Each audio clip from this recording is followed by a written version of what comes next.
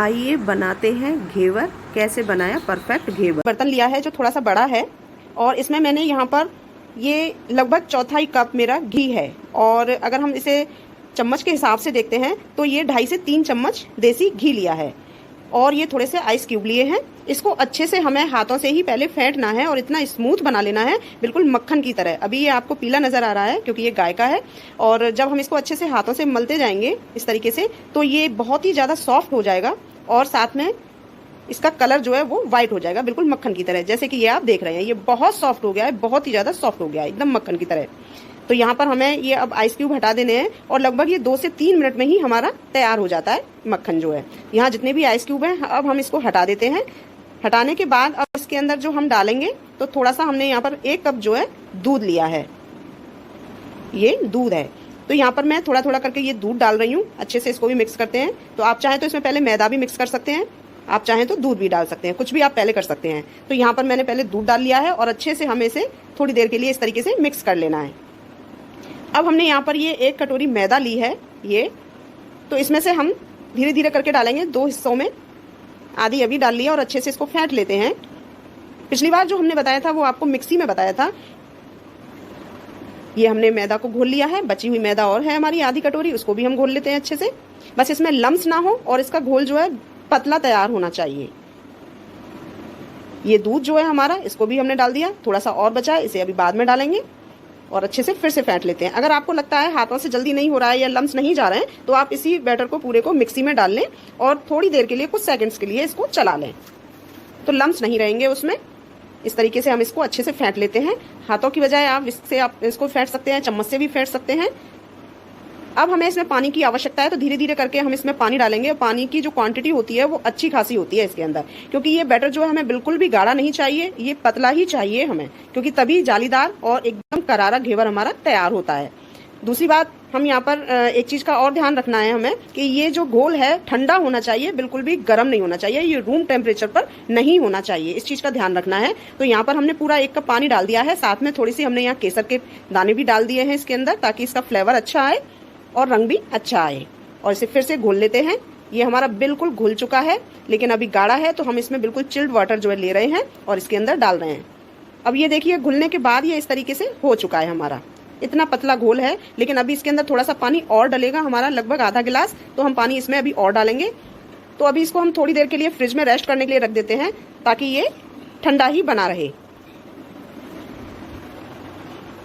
दूसरी तरफ हमने यहाँ पर ये कढ़ाई ली है और एक इस तरीके से ये रिंग ली है मैंने, घेवर रिंग जो है, आप ये ले सकते हैं। और इसको हम जो है एक कढ़ाई के अंदर रख देते हैं। साथ ही साथ अगर आप भगोने में बनाना चाहें तो एक भगोना भी ले सकते हैं, मैं आपको वो भी दिखाऊंगी। बीच में ये रिंग डाल देते हैं कढ़ाई के अंदर और हमारा जो ऑयल है या घी जो भी है उसको बहुत गर्म करना है हमें, वो ठंडा बिल्कुल भी ना हो, हमें बहुत गर्म रखना है उसको। और फ्रिज में से निकालने के बाद बैटर को हम यहाँ पर आइस क्यूब डाल लेते हैं एक बर्तन में और चिल्ड वाटर डाल देते हैं। ये ठंडा होना बहुत ज़रूरी है क्योंकि घी हमारा बहुत गर्म होता है और ये ठंडा होना ज़रूरी है। तो वापस हम फ्रिज में से निकाल करके लाए हैं, इसको ठंडा ही रहना चाहिए, इसलिए हमने इसको ठंडे उसमें रखा है एक बर्तन में। यहाँ देखिए ऑयल गर्म हो चुका है। अब धीरे धीरे करके हमें बैटर जो है वो डालना है इसके अंदर, बीच में धीरे धीरे करके, एक साथ सारा नहीं, हल्का हल्का करके इस तरीके से। आगे जो भगोनी में आपको बताऊंगी उस भगोनी में कुछ कमी करके दिखाऊंगी आपको, ताकि आप वो गलती ना करें। इस तरीके से हम धीरे धीरे डालेंगे इसमें। तो जो आप ये देख रहे हैं इसके अंदर बुलबुले जो हैं वो बाहर आते हैं और बाहर आने से इसका तेल भी जो है वो भी बाहर आता है, तो जो कि बिल्कुल गलत तरीका है। अगर इस छल्ले के आधार से आप बनाओगे, इस रिंग के आधार से आप बनाओगे तो कढ़ाई में अगर ऑयल आएगा तो कोई बात नहीं है, लेकिन आप भगोने में बनाते हो, वो अगर बाहर आता है तो पूरी गैस खराब हो जाती है, साथ ही साथ आपका जलने का भी डर रहता है। बीच में हम यहाँ पर होल भी करते जाएंगे ताकि घेवर को आसानी से निकाला जा सके।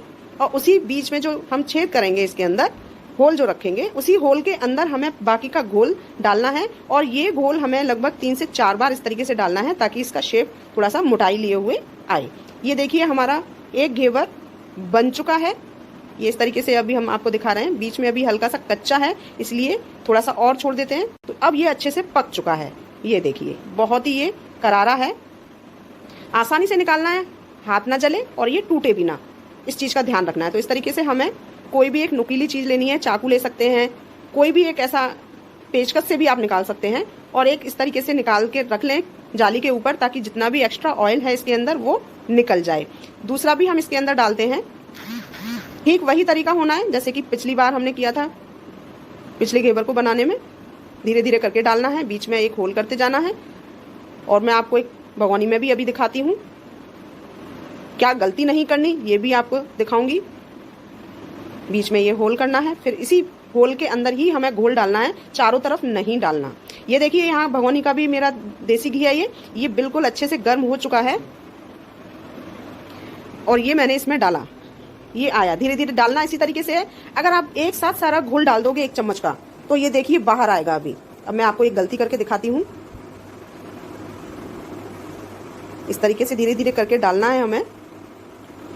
ये देखिए ये गलती थी, इस तरह से एक साथ नहीं डालना, धीरे धीरे करके डालना है, वरना आपके जलने का भी डर रहता है और ऑयल बाहर आ जाता है, जिससे सारी गैस भी खराब हो जाती है। तो ये गलती नहीं करनी, धीरे धीरे करके हमें ये डालना है। गैस फ्लेम हमारा तेज ही रहना है, इस चीज का ध्यान रखना है।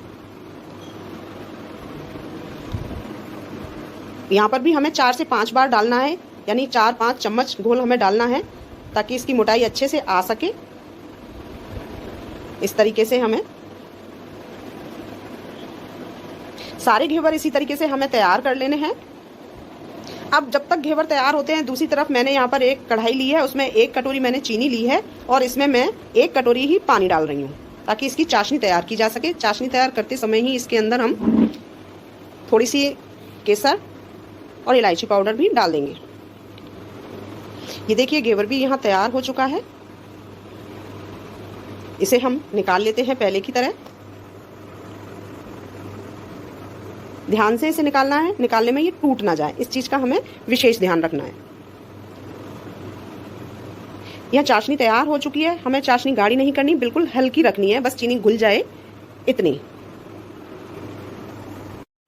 तो ये घेवर हमारे तैयार हो चुके हैं, और हमने सारे घेवर एकदम परफेक्ट बनाए हैं। अब यहाँ हमने मावा लिया है, इस मावा को हमने थोड़ा पतला कर लिया है, इसमें दूध डाला है, केसर डाल दी है थोड़ी सी, और यहाँ पर 2 चम्मच मैंने चीनी भी डाल दी थी, और साथ में ये चाशनी ली है। अब एक एक करके हम सभी घेवर को जो है इसमें चाशनी में लगाते जाएंगे, और ऊपर से मावा लगाते जाएंगे। तो ये हम पहला घेवर लेते हैं, इस पर थोड़ी सी चाशनी लगाते हैं। आप 2 या 3 चम्मच, जितना मीठा चाहे उतना कर सकते हैं। एक बात और बताऊं मैं आपको कि अगर आप बिना चाशनी लगाए इसको रख देते हैं, तो ये बाहर बहुत आसानी से काफ़ी समय तक इसी तरह से क्रिस्पी बना रहता है। लेकिन अगर आप चाशनी लगा देते हैं तो थोड़ा और कम समय लेता है, और अगर इसमें मावा लगा देते हैं तो ये बहुत जल्दी सॉफ्ट हो जाता है। इसलिए आप जब खाएं तभी अगर मावा या चाशनी लगाएं तो ज़्यादा अच्छा रहेगा। तो यहाँ पर हमने ये सारे घेवर इसी तरीके से तैयार कर लिए हैं। थोड़ी सी ड्राई फ्रूट्स लिए हैं, यहाँ पर मैं काजू ले रही हूँ, बादाम ले रही हूँ, और थोड़े से पिस्ते ले रही हूँ। इस तरीके से आप इसको सजा सकते हैं।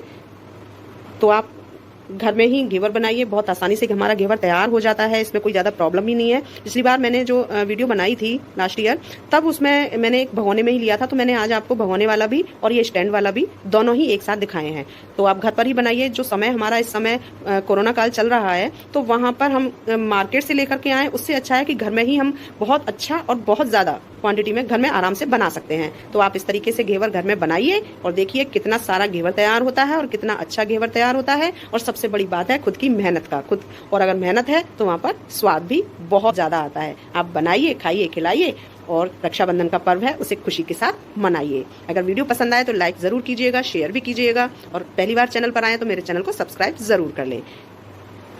Thank you.